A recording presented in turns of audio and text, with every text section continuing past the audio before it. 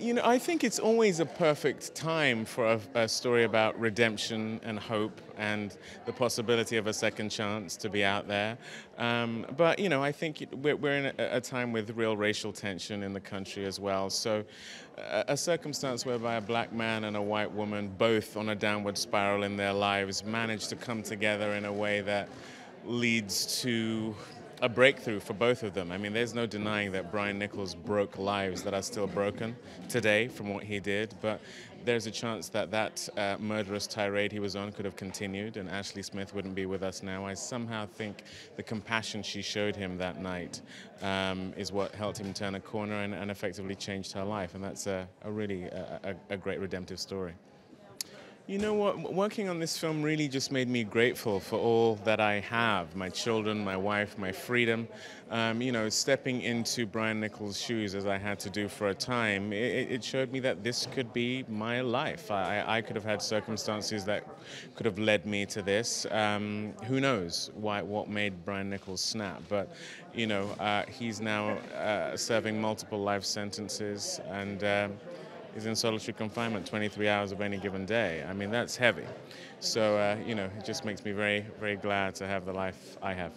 It's truly miraculous. I mean, Brian Nichols broke out of a courthouse in Atlanta, Georgia. That's a 45-minute drive away from Duluth, Georgia. She had moved into that apartment the night before, and they find themselves together for 7 hours, both broken, meth addict, murderer. She had never read The Purpose-Driven Life before, really, not in depth, and so that was the night, out of desperation, she chose to read it to him, and that was the point beyond which she never touched that drug again. I think something about it just feels like it was ordained and divine. I think what it reaffirms to me is no one is beyond redemption. Ashley Smith thought that she had messed up too much.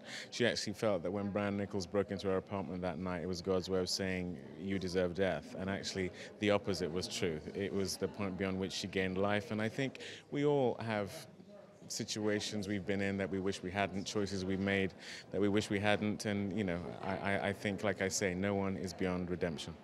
Yeah, I mean, that's basically what Rick Warren's book is about, God's purpose being bigger than that which we envisage for ourselves. I don't think Ashley Smith could have ever envisaged that incident that night would lead to us talking about those events 10 years on here, right now, and the fact that it would be a healing experience for her. It would be a point beyond which she would become an ambassador for Celebrate Recovery and help thousands of people who are captive to the same drug she was. I mean, it's a true example of her now living a purpose she could never have envisaged for herself.